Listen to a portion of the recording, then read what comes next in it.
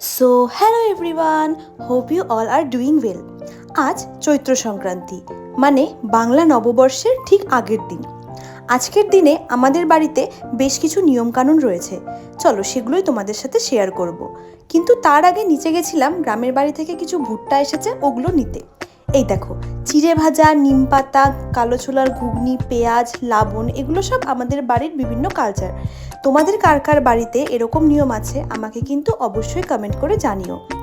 তারপর গেছিলাম ছাদে। দেখো ছাদে কত চিপস শুকোতে দিয়েছে, এগুলো পরে কেমন হয় অবশ্যই তোমাদের সাথে শেয়ার করব। তারপর এখান থেকে কিছু ফুল তুলে নিয়ে গেছিলাম নিচে পুজো দেব বলে। দেখো কি সুন্দর হয়েছে, এগুলোকে মনে হয় পিটুনিয়া বলে, আমি ঠিক জানি না। যাই হোক, তারপর আর কি, ফটাফট রেডি হয়ে নিলাম। ভাবলাম যে কোথাও একটা ঘুরতে যাওয়া যাক। আর এদিকে দেখো বিল্লু রানীকে, ও ঠিক শুয়ে রয়েছে এখানটাতে। আর এই চৈত্র সংক্রান্তির দিন ছোটবেলার একটা অদ্ভুত স্মৃতি আছে। ছোটবেলায় এই ঠাকুমার হাত ধরে চৈত্র সংক্রান্তির দিনেই যেতাম চড়কের মেলা দেখতে। ওই যে পিঠে বড়শি নিয়ে যে ঘোরায়, আমি এখনও ভয় পাই। সে যাই হোক, তারপর আমরা ফটাফট রেডি হয়ে বেরিয়ে গেলাম ঘুরতে। গেছিলাম জলপাইগুড়ির খুব কাছে গাজলডোবা নামের একটা জায়গায়। কারা কারা তোমরা এখানে গেছো আমাকে কিন্তু অবশ্যই কমেন্ট করে জানিও।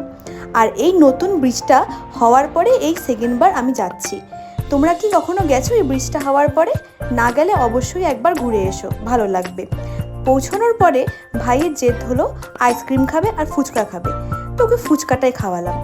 দেখো তারপর আস্তে আস্তে সন্ধে হয়ে গেল। এই সন্ধেবেলায় গাজলডোবায় আমি ফার্স্ট টাইম, সত্যি খুব ভালো লাগছিল। আর তারপর ওখান থেকে ফেরার পথে ঢুকেছিলাম বেলাকোবার একটা প্রসিদ্ধ মিষ্টির দোকানে। সেখান থেকে কিছু মিষ্টি নিয়ে চলে এলাম বাড়ি।